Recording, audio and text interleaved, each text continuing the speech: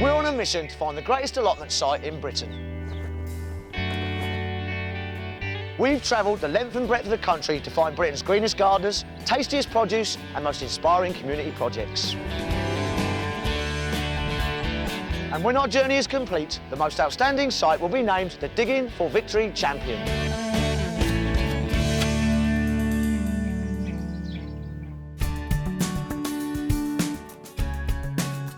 Welcome to Digging for Victory. Today we travel to the land of the potteries, Stoke-on-Trent, to visit Abbey Lane allotments. The gang here only have 40 plots, but they're out to prove small is best and win a place in our grand finale. And if they do, they'll have a chance to become champions and win a prize worth £2,000. Of the 10,000 allotment sites in Britain, Abbey Lane is one of just 9 that have been selected for the final stages of this competition. Each of the chosen sites impressed a team of experts with their gardening excellence and superb community relations. But only one site can become Digging for Victory champions. Across the series, I shall be visiting each of the 9 sites to choose our winner, and helping me with this difficult task is allotment expert Hannah Genders. 20 years ago, she was the first woman to take on an allotment plot at her local site in Birmingham. Since then, her passion for gardening has blossomed into a garden design business and 2 medals at the Chelsea Flower Show. We've decided to do our judging in the spring. This is a vital time of year for allotments as planting begins. Using a strict set of criteria, Hannah and I will be awarding points in 4 categories: produce, eco-friendliness, community relations and visual impact. I'll tell you what, Hannah, first impressions for me is I really feel like I'm on a really traditional allotment site. I love these sheds and polytunnels. And I like this little area they've done here for wildlife. We haven't seen this done and been so inclusive as part of the site, really, have we? It's brilliant, isn't it? And also, that's an area they can come and sit and relax, but you have got the ponds there, which is where you're going to have newts, frogs. You've got a hawthorn hedge all the way around, so you can hear the birds singing a good one. I'll tell you what really strikes me as well is it's all ready to go, isn't it, this site? It's like spring-loaded. It's kind of quiet before the storm. You can it is, get yeah. That feeling and I think that's partly the soil. If you have a look at the soil, Chris, it's just amazing. Obviously, we talked about clay, we talked about sand. Yeah, you can get something in the middle, and that's kind of like nice, full of organic material, nice and dark. Almost like, I would describe it as almost like chocolate for plants. It is beautiful, isn't it? I mean, the colour of it is fantastic, isn't it? That's absolutely perfect for growing plants in. Absolutely perfect. That won't leach, and it will retain a bit of moisture, but it will drain nice and freely at the same time. Yeah. Yeah, very good. Really excellent. And I mean, this is the first thing we've seen where they're actually using comfrey. Oh no, this is good, isn't it? This is a liquid feed, yeah? You can use it as a liquid feed, you can pick the leaves, put them in your compost. It's a really good all-round plant. So you put water in there and you let it rot down and then you literally put it in a sprayer and you'd spray your plants over, yeah? And it absolutely stinks. That's the downside, it's a bit on a smelly side. But you say maybe do it in the evening when the stomata's open, which is the breathing pore on the underside of the leaf. Yeah. Do it in the early evening when that's open, the plant's breathing, you spray it on, it'll take it up straight away, get into the vascular bundle, you're hitting the target, get the food really right good, healthy plants. Yeah. I mean, that is just, it's really good organic practice. Yeah, I think we've got a few points there, right, don't you? Yeah? In today's programme, Hannah and I will be having a good look round the Abbey Lane site and meeting their resident poet. We'll also be meeting the next generation of Abbey Lane allotmenteers. We will be learning about a plot that's been designed and cared for by children from the local special needs school. But first, Hannah and I are catching up with Abbey Lane site secretary Nick Anderson, who's been busy harvesting his first crop of the year. That's your own homegrown asparagus? Beautiful, yeah. This is organic asparagus. This is Minerve, brought in from France 5 years ago. Yeah. Try that with a little bit of a butter on there, Hannah. Oh, I'm going to pick it up with my fingers. Yeah, I think I'll do the same. Yeah, use your fingers, yeah. It's clean. Save a bit of washing up, won't it? Oh, that's superb. Yep. You can't get a better taste than that. That is absolutely Fresh out of superb. the ground. That's heaven. Oh, that's quite early though, isn't it? Yeah. This year it's come 2 weeks early. 2 weeks Yeah, early, yeah. 2 Because, weeks I mean, early. look at the weather we've got today. Yeah. It feels like summer. So, one thing I've noticed is there's a real feeling of community here, yeah? Is that important to you as secretary, yeah? It is, yeah, because what we've got is, I mean, you know, obviously, that we're in the pottery industry, and a few years ago, going back about 15 to 16 years ago, all the pottery industry were closed down, the steelworks shut down, the mining industry, that all closed down. So what we actually got was, we got lots of people that were unemployed, and, you know, obviously what you get with unemployed is depression, people with ill health and things like that, and so we're building the community back up again, and this is grassroots building up. It's like, because Stoke's been through a bit of a time, hasn't it, really? And I think that, you know, I think that, to me, is fundamental what allotments are about. Obviously, you're growing veg as well, but the fact that you're drawing people together and, Community. making that's what makes... supporting people. That's what makes people strong, isn't it, really? Yeah, that's I was right. talking to, is it Derek, the old boy on the plot over there? Yeah. He was saying he comes in and he's, he's not so young now, but everyone, if he needs something lifted or moving, they give him a hand, and I just think that's spot on, Absolutely. Well, the tight-knit community at Abbey Lane Allotments have certainly earned their place in this competition.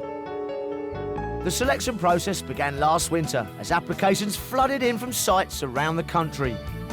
Representatives from the National Allotments and Gardens Trust and the National Society of Allotment and Leisure Gardeners were called in to help, and using their expertise they nominated the 9 strongest sites. But now it's down to Hannah and me. We must visit each of the nominated sites and score them in 4 main categories: produce, eco-friendliness, community relations and visual impact. And when judging is complete, the 3 highest rated sites will go forward to our series finale. Each of our nominated sites has received a selection of gardening goodies worth £500 just for reaching this stage of the competition.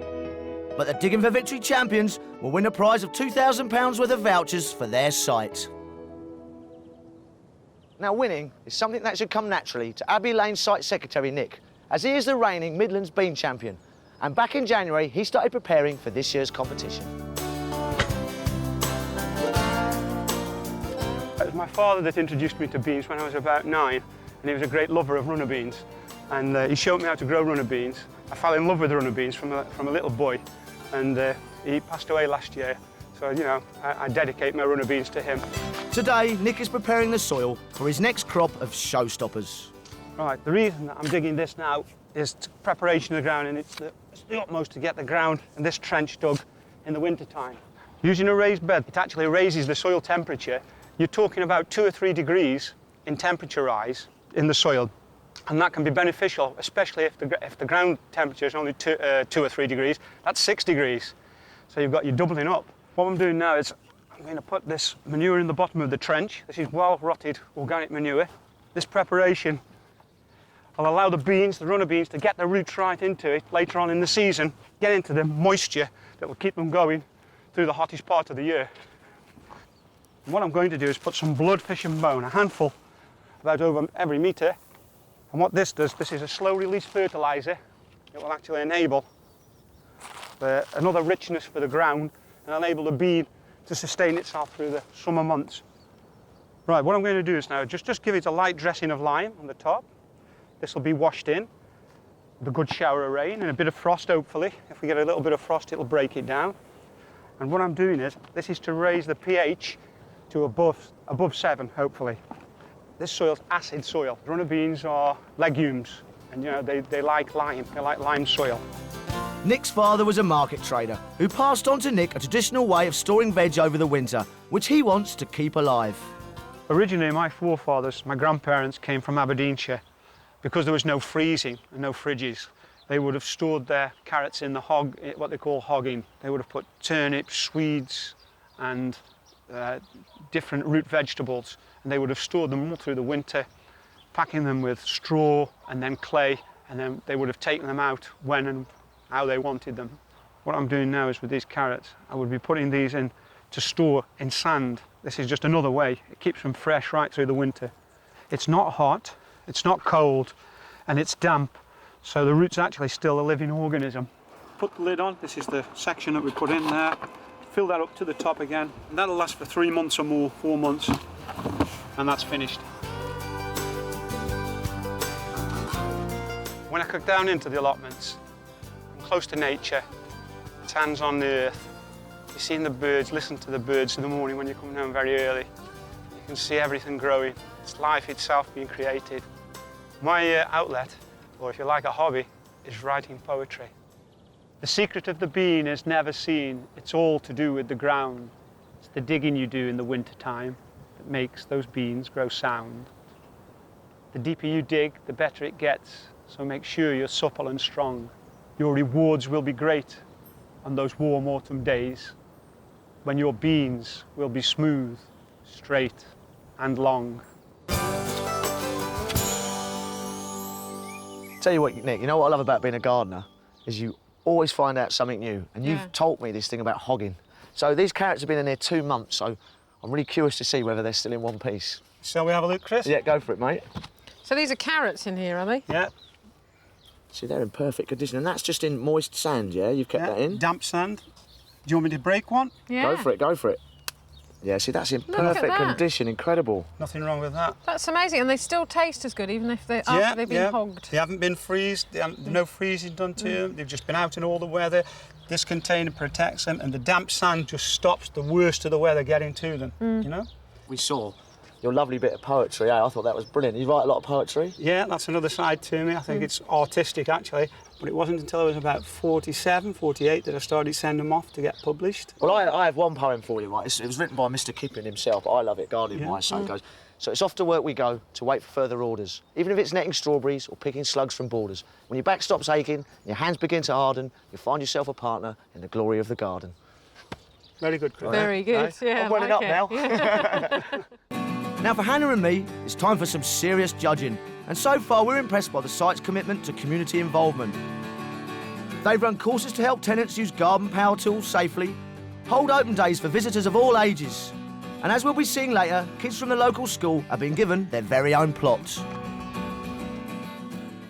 I think this site has stolen my heart a little bit, Has I it have really, to say. It's very small, but they're doing so much in a small space, aren't they? I think the main reason, I think, is this really good community feeling here. It's like a big family, isn't it? It is, it really is. And a few other things involved in the criteria as well, I've noticed, is wildlife provision. I'm really impressed with that. Yeah, there's loads of bat boxes, bird boxes all around the place. They planted 1,000 bulbs all along this hedge here. Yeah. And have you found any sort of heritage going on here, anything like this? I have actually, yeah. There's one chap who he's all organic. He only grows the heritage stuff and he gives it round to everybody else on the site. Brilliant. But that's the sort of atmosphere you've got here, isn't it? Yeah. There isn't one little plot. It's everybody's sharing and... Definitely that kind of family atmosphere going on here, and I think that makes it a very strong allotment site. I think it does, actually.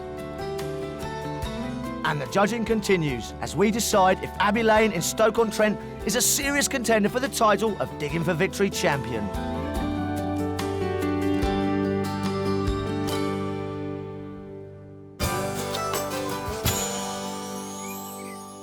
Welcome back to Stoke-on-Trent, where we're with nominated allotment site Abbey Lane as they fight for a place in the grand finale and the chance to become Digging for Victory champions.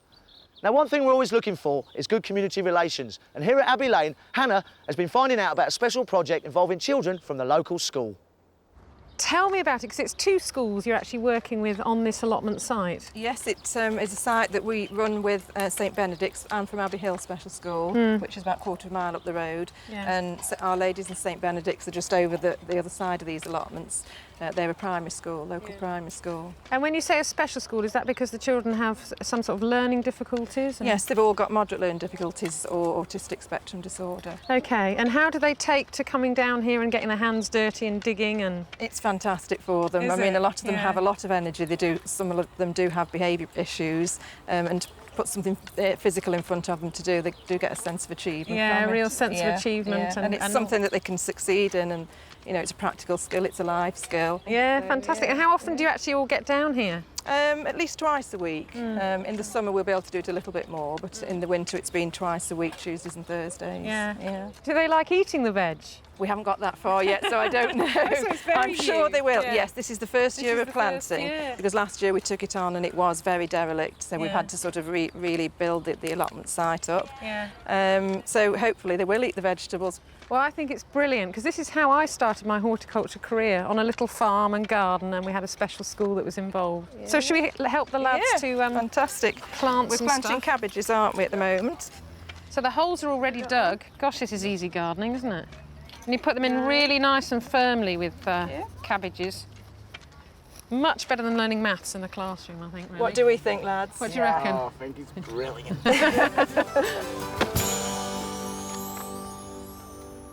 It warms my heart to see a new generation of gardeners coming through. And here at Abbey Lane, another budding horticulturist is 12-year-old plot holder Kieran Bowden. Last February, he was getting ready to show his dad a thing or two about growing herbs. The Bowden family are keen gardeners. In fact, you might be forgiven for thinking that they've launched a family takeover bid at Abbey Lane, as nearly a quarter of the plots are in Bowden hands. The youngest member of the clan is Kieran, who's been keen to follow in his father Simon's footsteps. I was a bit sceptical about the herb garden, purely because I don't know much about the herbs, to be honest. And we did it, and we bought the herbs, and he read up on it, and he did the planting of it. I mean, that is all his work. And when I saw it in the summer, it was so good, and it was we've used all the herbs off it through the year. I've got a little piece of land over there that I'm going to have as an herb garden, but Kieran is actually going to be the man in charge. He's going to show his dad how to do it this time round. So hopefully this year I'll have my own herbs, so I won't have to go begging off my son. This was a very good bed for the herbs due to the lack of nutrients, the lack of good soil, and no manure being on. Because you can actually kill the herb plant by giving it too many nutrients, because the herbs put more nutrients back into the soil. So eventually this will be a perfect bed. Kieran's been gardening probably as long as I've had the plot, which is about 6 years. And I should say his level is quite high. Some children did bully him a little bit about it, but now, as he's getting further up in the academic world, people are starting to see, well, that's what he excels in, so they take it on board now, and that's it now. And after just one successful season, Kieran even has the Latin names down pat. Angelica, which is Angelique. Fennel. We also have rosemary, which Latin name is rosemaris. We have some coriander at the front and some parsley at the side. He's as high a standard as most of the gardeners on the site. I mean, he's not quite as good as me, but there you go. He won Best Newcomer in the city, the Lucy Stiletto Cup this year, and he came first on the site this year, so that's quite good. The lavender here is dead. The reason you can tell this is by just taking a small piece of the stem off and seeing if there's any green. If that is not green, it means that it's dead, like this piece, because it's gone completely brown and there's no sign of life in it. One good tip is don't ever take a perennial plant out that looks like it's dead unless you've checked like this, because it could just be dying back for the end of the year. I think it's safe to say that the Bowden family name will live on at Abbey Lane allotments for many years to come.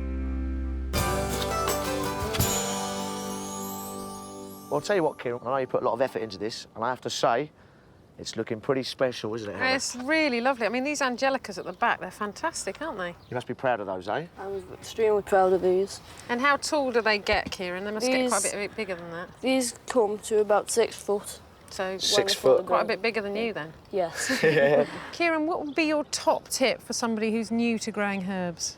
Start simple with lavender, rosemary, all thyme, maybe chamomile. So they're the tougher herbs, do you think? Yeah, they're the ones that are strongest. Yeah, they're pretty easy to grow.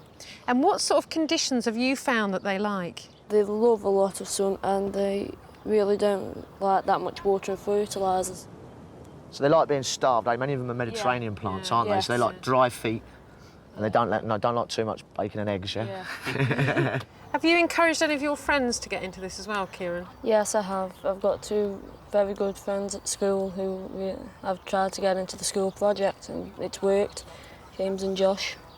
Fantastic. I mean, this really is the future of gardening, isn't it, Chris? Yeah. It is. We need more young chaps coming along and getting into this and keeping the skills going, yeah? So where do you see this going? Where do you see yourself in the future? You're going to do this for a career? Yeah, I definitely think I'd do it as a career. I really enjoy it. I really think I've got the passion for it. Sure. And what about them? There's many strings to the horticultural bow. Which part would you like to get into? I think the designing.